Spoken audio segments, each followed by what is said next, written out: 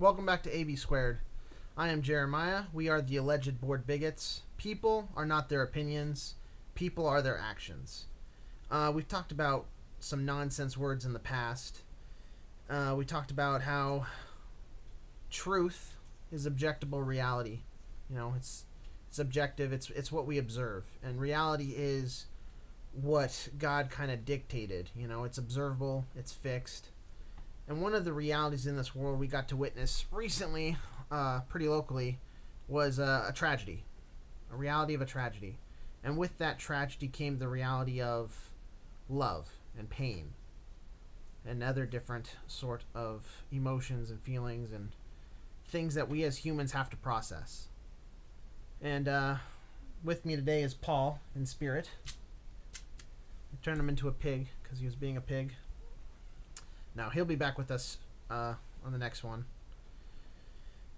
But just like I said, truth is what God dictated. And so today, we got to go view a community coming together for a funeral of a member who was taken terribly from us at a shooting. The Thousand Oaks shooting. And it was terrible. But what really hit me, and even right now, shaking a little bit from it, was just watching how the community came together. Watching how people came together and just loved on each other. And so instead of politicizing this or making it about one issue or another issue, I just want to read a little bit from the good old book about what the Creator says is love. What is it? Because we're big here on defining terms. If we're going to be alleged bigots and be intolerant of nonsense, we need to define our terms, right? And so, without further ado, let's open up. All you humans out there who has their grandmother's Bible or not, 1 Corinthians chapter 13. It's the classic, everyone knows part of it.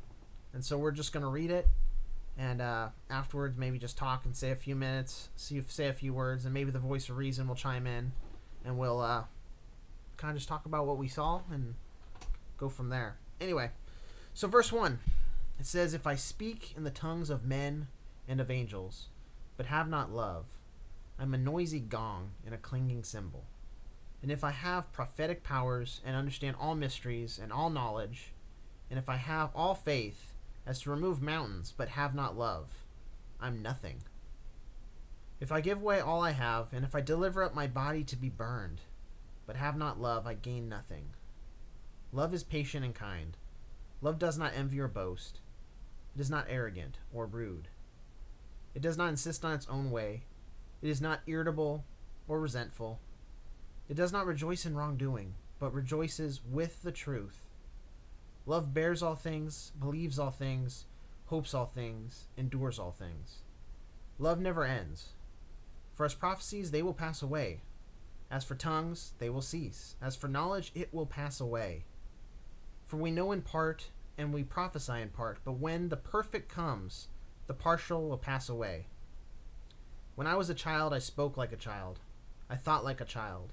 I reasoned like a child. When I became a man, I gave up childish ways. For now we see in a mirror dimly, but when face to face.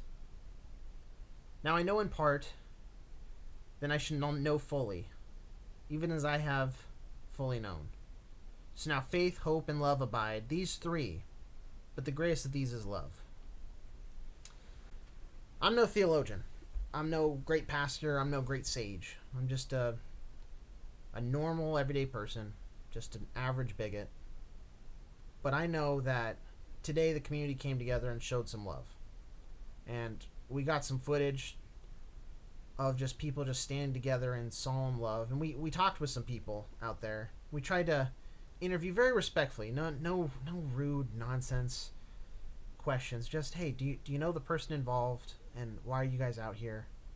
And just listening to people's stories. And the voice of reason and I, he was filming, and we interacted with some people, and it hit us pretty hard. It was pretty amazing. There was something like, how many would you say, like 4,000?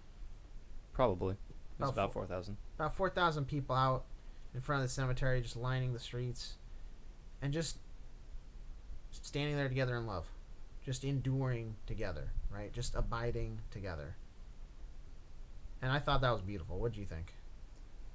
I've never seen anything like it. I'm 18 years old, and I mean, that's not a lot of time on this earth, but I've never seen anything like that. Right. A bunch of people coming together, focusing on one thing with no agenda to get something done politically or taking action into their own hands, just loving on one another, and caring about the family and what happened. It was great. For sure. We talked with some people who knew the family and told us they knew them for years. The family's pretty prominent in the area. And one of the reasons I'm not mentioning the family's name is that's their business. I find a lot of times people, if you can look up the Thousand Oaks tragedy. Quiet, Paul. You're making noise. You can look up the Thousand Oaks tragedy that happened, and you can see a list of names, and you can figure it out and investigate and piece things together for yourselves. But people's tragedy is their own business. And when a community comes together and just helps support them and just loves on them and encourages them to get past their tragedy, that's something beautiful. And it's strange. It's almost like another nonsense word, right? It's this beauty from chaos. It's this beauty from something horrible. But it is still beautiful. And it reminds us what all those people did is they didn't gather to celebrate this individual's death. They gathered to remember their life. And to show the young ones that were gathered out there that we love life as people, as just regular humans. And that's all this is about, is go together, go out there, be a bigot for love. Be a loving bigot. Be someone who's just intolerant of hateful nonsense. But not intolerant of people. Like nonsense ideas. Like an idea that someone's worthless. Or someone's life doesn't matter because it was taken or whatnot. Be like those community people and be like, no, it matters.